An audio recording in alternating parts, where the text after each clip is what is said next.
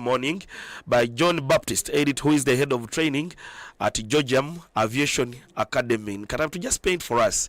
He's an engineer himself, but we want him to just paint for a picture. But thank you so much for joining me, John Baptist Eidit. Thank you very much, Ivan.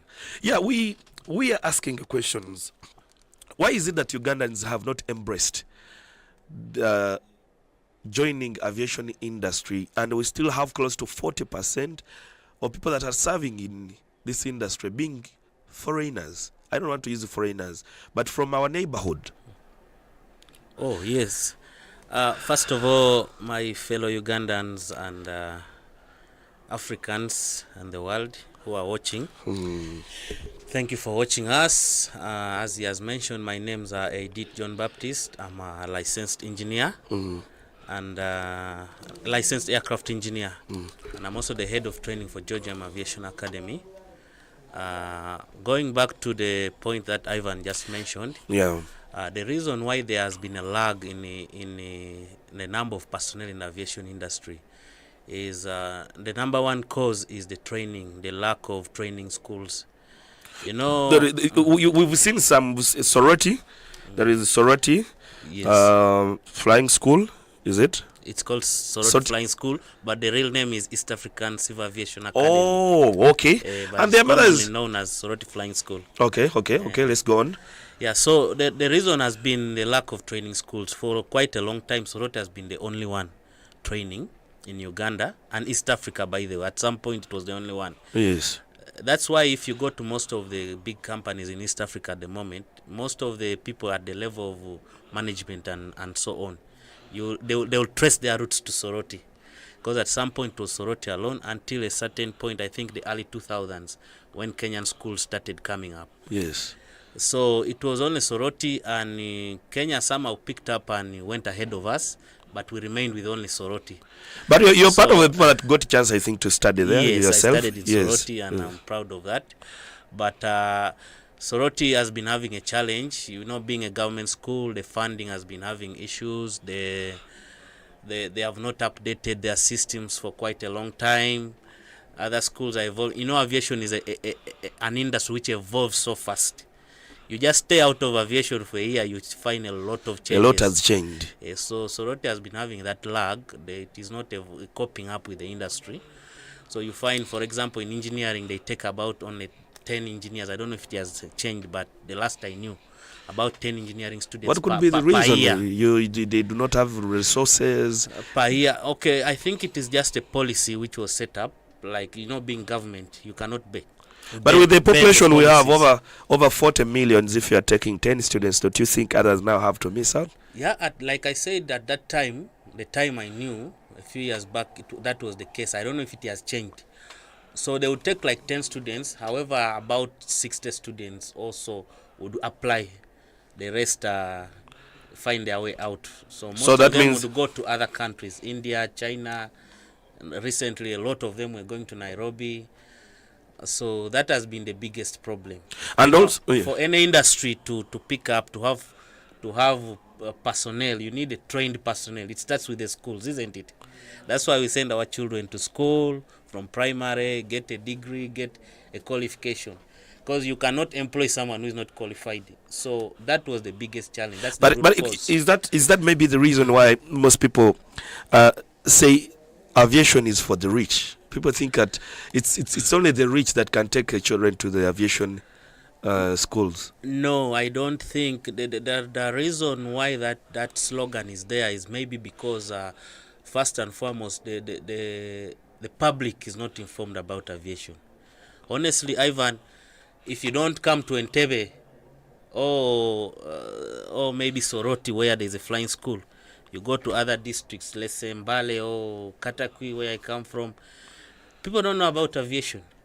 It's an industry which is still not out there. It has not been diversified. It is not in the public. People just need to be informed. And this is where the media comes in. You people need to start promoting aviation so that we can also come in. People think that when you study aviation, you have to be in the cockpit. You're a pilot. That is another myth. That's another myth. But I don't blame the public. Like I told you, the public is not informed about aviation. So the first people, all the people always see maybe on TV, in these movies, is a pilot flying the aeroplane. You get it, eh?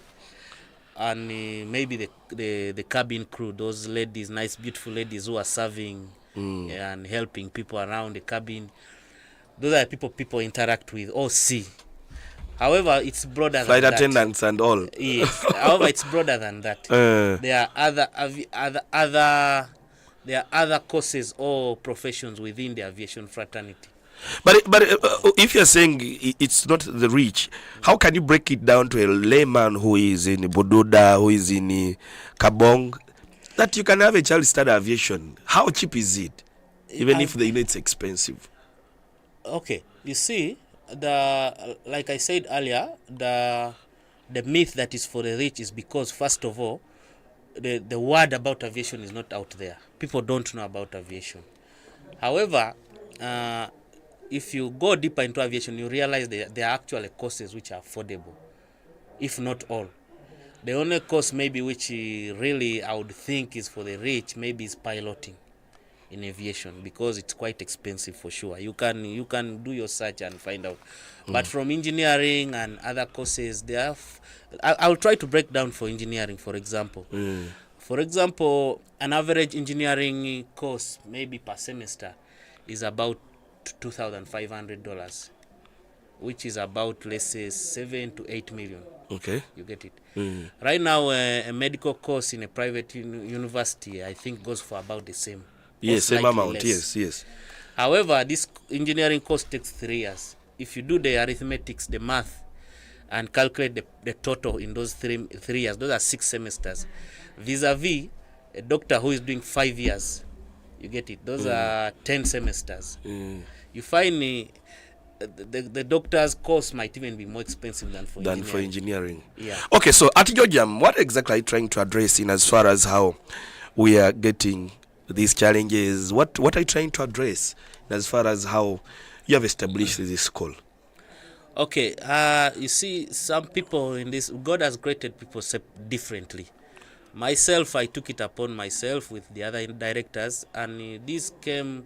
The reason why we started Georgiam was it started. I think the idea started around 2017 when I was by the way, an engineering instructor at the Soroti Flying School, the famous Soroti, and I was also the head of safety for the maintenance side.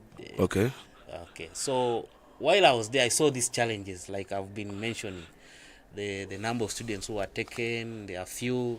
A lot of them are going out of the country. I'm like, can't someone do something like this in the country to bridge this gap? Yes. Because a lot of guys were flocking. India, China, people had their money. But the policy was the best 10. We had what they call the aptitude test, plus the grades. They first take your grades, then they subject you to aptitude tests. So out of those aptitude tests, the best 10 are the ones they take. Okay. The rest, you find your way out. So people would go to China, to India, to Ukraine. We have a lot of guys who studied Ukraine and so on and so on. So I said, but can't this be capped here? What is this thing that is so hard? That only one school, and yet Kenyans are having. What is the secret? So I took it upon myself with the other directors. We discussed and we said, let's research. We started by doing a feasibility study, researching, finding out how is it possible. We realized it's actually not something complicated. You get it? It's just do the right documentation, go apply to the Civil Aviation Authority, have the right people, the engineers who are qualified to be instructors, and so on and so on. And then CA subjects you to a certification process. It's a 5-phase certification process. That's how it's called. It took a while. We had back and forth. It took about 2 years when we they're still chasing Yes. But finally, as we speak, it is being concluded. However, as that was going on, we decided to get the European certification. We affiliated to 2 schools in Europe. Okay. That is Endeavours. They have the EASA certification. EASA is the European Aviation Safety Agency. Yes. They are the ones which certify any operator in Europe, either a school, an aircraft operator, or a maintenance organization. So we got in touch with them. It was also a long hurdle, but finally, after we approved whatever they wanted. They gave us an MOU, the Memorandum of Understanding. Okay, So, I think yes. so that one, for the European certifications, we have them. We are affiliated to these schools, so those ones are already running. For the national authority, which is the Uganda Civil Aviation Authority, or the ICAO, what people know as ICAO certifications, we are in the final stages. We are, I think, about 90% complete. Okay, Yes. you will hold it there. We will now take a very quick commercial break, and when we return, we want to see the opportunities that young people can find at Georgiam. The fact that some of them are now waiting for their senior 4 results, others senior 6. What opportunities can they see at Georgiam? And that's what we'll be discussing when we return from this commercial break. Of course, it's still the Media Lab. Thank you for watching us, Media Lab, Entebbe Post, Kumba Times, and the rest. We are going to take a very quick commercial break, and when we return, we want to see the opportunities that somebody can find at Georgiam Aviation Academy. And as far as how I have John Baptist Eidit, who is the head of training in that academy. He is John Baptist Eidit, who is the head of training at Georgiam Aviation Academy. He's just giving us insights on what opportunities can young people, young Ugandans, find in the aviation industry. What are the new changes? What are the good things that a young person can find in aviation? For a fact, he alluded that some of you think when you go to aviation, you have to go to the cockpit. But he's an engineer himself who is just breaking down opportunities to you, the young people who are listening, and the parents that have your children and may be interested in joining aviation industry. Before we went for the break, Georgiam, you were still telling me about opportunities that young people can find at Georgiam. Does somebody have to have a degree to join the academy? Somebody has to get a certificate. Can even a P7 certificate also qualify somebody to study a course at Georgiam? Oh, okay. For engineering, we take A-level, physics and math. And for equivalent, by equivalent I mean like maybe someone has done a certificate or a diploma in any engineering discipline. Let's say electrical engineering, automotive, mechanical engineering. Yes. Those anything engineering discipline. Yes. Telecom, IT. As long as you did a certificate, a diploma, we also take you on. Okay. But the minimum is A-level, physics and math. Yes. So we at least take at least one principle. You have a lot of courses. Actually, you have a lot of courses. I was just checking on your site here. Yes. So that is for engineering. Now for the other courses, the rest of the courses, the minimum requirement is O-level, 4 credits, of which you should have passed math and English. Yes. Because I can see you have airframe and engines, avionics. What is avionics? Okay, it's a new terminology. Those two are engineering. Engineering is broken down into 2. Okay. So you choose one of the 2. Okay. There is airframe and engines, and then there is avionics. Avionics is more of they deal with the electronics, the computers in the aircraft, the radar systems, the telecommunication systems. There's a lot of communication in the aircraft, the tower and the pilots and what. So that is all under avionics. And then there is flight operations, airport operations, cargo, introductory, airline cabin crew, fares and ticketing, tourism and travel, airline customer service, and all these ones. Yes. Now, I wanted to break it down a bit into 2. We have ICAO courses, which is engineering and flight operations. They are certified by ICAO. And the CA does it, but those are ICAO courses. Every CA of every country are the ones responsible for authorizing those trainings, the national CA. Now, then we have the IATA courses. These are now the ones you talk of, the cargo introductory, the airport operations, the tours and travels. Those are IATA courses. They are certified by IATA. So you have to attend them in an academy, then you're certified. Are you examined? No, the academy is certified. The way, for example, an institute is certified by National Council of Higher Education. You get it? You can't just come and start your academy. You have to go through the certification, and you're given a certificate that you're now an approved. It's called an approved training organization, ATO. Okay. Commonly known. I don't know if you've ever heard that term, ATO. Okay. ATO, an approved training organization. Okay. So young people out there could be wondering, how can they find information or join Georgian Aviation Academy? Yeah, you can, like I said, for engineering, you must have passed A level, physics or math, principal in physics or math, but at least you must have done both of them. And then you apply. We have A website? in our website, you can come and get the documentations there. Or if you're a bit confused, you can take the numbers. You can give it to them, because Yes. somebody may be the far ends of the country and really want to find out how they can reach out to you. Yes, my numbers are 0700 390 614.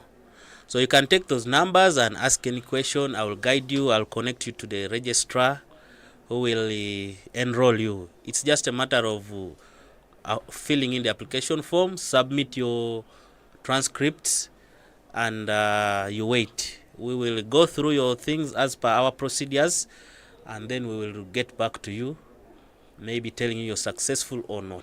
If somebody is in Bududa and wants to study at Georgium, do they have to come and maybe accommodate themselves somewhere? Do you like have where you say a hostel where the students can put up? We don't have a hostel. Yes. But we help normally when parents request that, you know, most parents want their students or their children to be taken Close to the school. to be close to the school or being monitored by the school. So we help. And you However, find there are it- those parents, for example, who are within Kampala and Tebe here, they prefer their children to come from school. I mean from home. So those ones, they handle themselves. What do you think, young But people? we actually plan, it is in plan to have our own hostels. Yes. What don't young people know about aviation? If a young man is listening to you, a young girl, a young boy is listening to you, and what they do not know about aviation, and you think it's an interesting field for them? Aviation is very beautiful. If you have not seen it, you might not know how beautiful it is. First of all, it's very beautiful. Second, it's interesting. You see, the mere fact that machine, I don't know how many tons of steel, aluminium, a lot of things put together can go up. It is a shocker. I'm telling you, Ivan, when you see the thing in a TV, it looks small. But there's a picture I'll share with you. When I was standing next to a Boeing 777, the tire was about here. You get it? Yes. The thing is huge. It's like a flat. But imagine that huge thing taking off and being in the sky. That's one. And you always go and you beauties. notice. That's what I was going to say. You, the engineers, go and you notice. People don't know that you are the one that ensures the safety of those people in the skies. Yes. I don't know why you go and you noticed. People think Okay. it's the captain. It's the captain who makes sure we are safe. It all goes back to the history of aviation, how it started. You see, when aviation started, it was all about flying. You find that I can fix my aeroplane and fly it. I go to an air show, fly it, but nobody knows how I fixed it in the garage. Back then, people would actually do multitask. You fix your aeroplane, you go and fly it. You do everything. From the Wright brothers, the very guys who did the first powered flight. I think it was 1902, around there. They were the mechanics themselves, and they were the pilots. You get it? So in the show there, we are seeing someone flying. But in the backyard, in someone's in a garage somewhere in his house, Yes. you don't know what he's doing to make sure that thing is flyable. Comes out to fly. So it starts from the genesis of aviation. Like, really, the engineers have always been somewhere in the hiding, doing their work. But the people who are in the front line are the pilots. The ones that take credit. And up to now, it has been the same trend.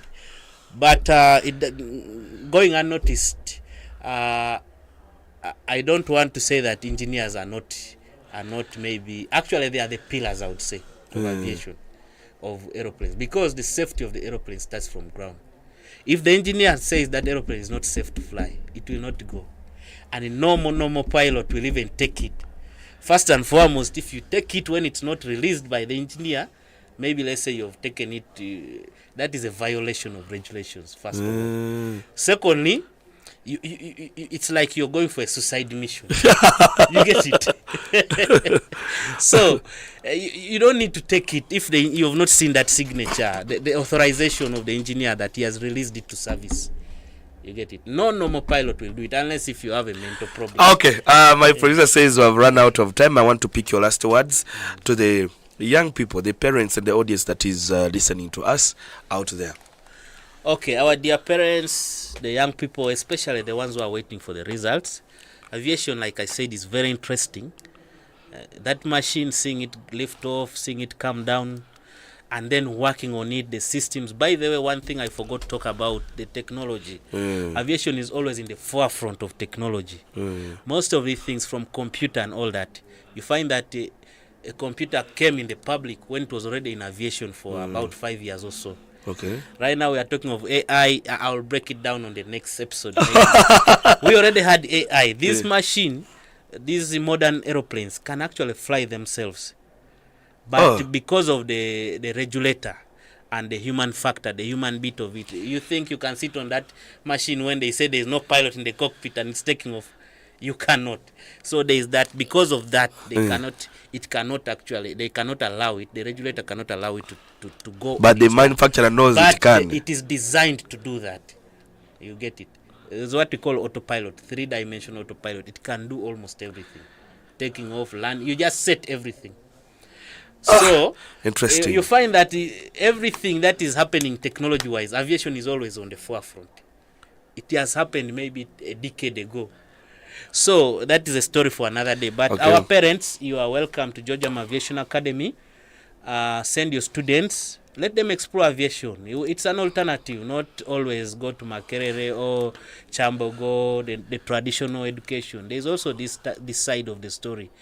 Give it a try. You will be surprised. You will enjoy. You will benefit. Okay, for time reasons, John Baptist Eidit, I want to thank you so much for making time to come and break down some of this information for our audience.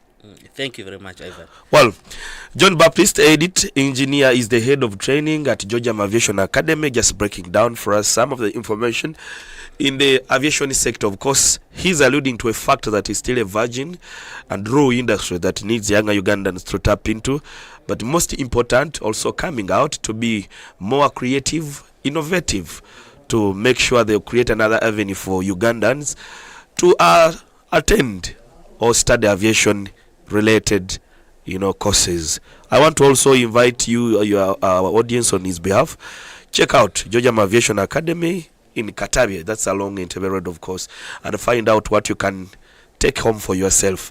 For time reasons, I want to also thank my camera team behind doing and making sure this happens, but also want to wish all the Ugandans a fantastic weekend. Entebbe is very rich in very many interesting things. Beach, you can do tourism around, you can go to the zoo, you can hang out. Come to Entebbe, very beautiful place. For time reasons, for today, on behalf of my crew, I sign out for Deck. See you next Saturday.